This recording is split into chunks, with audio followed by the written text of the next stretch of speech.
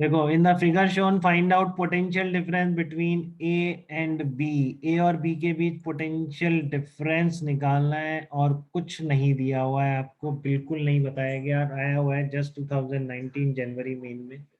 ठीक है, तो क्या करेंगे, शॉर्ट सर्किट करेंगे। फॉरवर्ड बायस से दिख रहा है, तो ये हायर पोटेंशियल है, ये लोअर पोटेंशियल है, तो इसके इस side higher potential lower potential, तो definitely this is forward bias. तो बस कर दो अब, फिर ये क्या हो गया, पैरेलल कॉम्बिनेशन हो गया। तो इसकी जगह 5 10, तो आई की वैल्यू मिल गई आपको कितनी, 30/10 + 5 × 10⁻³ आई आ गया।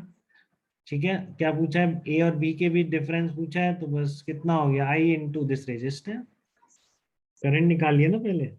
तो पोटेंशियल डिफरेंस कितना हो जाएगा, आई इंटू 5 × 10⁻³। इतनी बातें सबको आती है बेटा समझ में, कोई दिक्कत तो नहीं किसी को इस तरह के प्रॉब्लम्स में?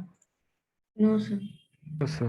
ठीक है, हाँ, तो ये तो बहुत पूछा गया, बट अब एक एससीवी का प्रॉब्लम है, ऐसा हो सकता है कभी पूछा जाए, तो हम वो भी डिस्कस कर लेते हैं। तो